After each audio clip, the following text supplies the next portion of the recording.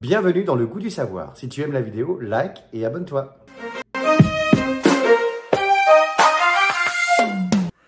Alors, mon analyse d'amour, tu vas être un peu donc ma pomme d'amour aujourd'hui, parce que tu vas nous parler de ce fruit que j'aime tant pour le printemps.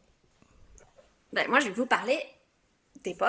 Donc en ce moment, alors ça a beau être le printemps, il n'y a pas encore énormément de fruits et légumes, ça commence juste à arriver parce qu'il fait encore très froid, mais il nous reste des pommes.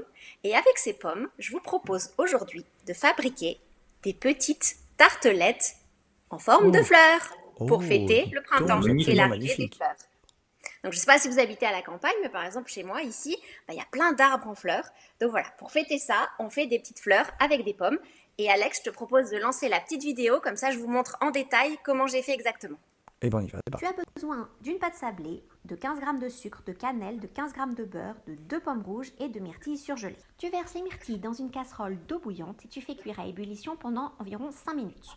Pendant ce temps, tu coupes tes pommes en deux, tu retires le cœur et tu demandes de l'aide pour les trancher en lamelles très fines de 2 mm d'épaisseur environ.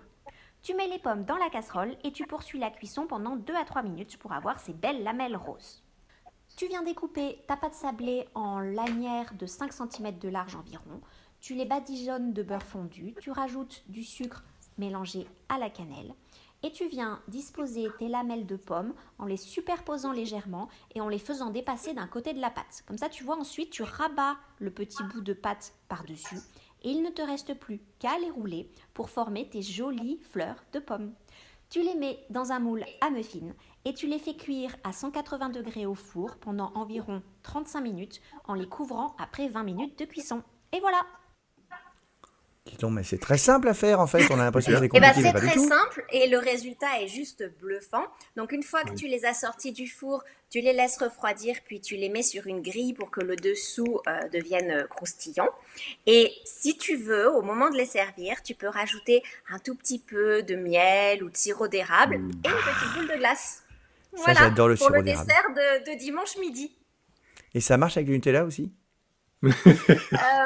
Alors, tu pourrais, mais tu as moins l'effet fleur parce que c'est vraiment grâce aux pétales de pommes roses que tu as, la petite fleur. Eh Tu oui. vois, celle-là, par exemple, elle est super jolie.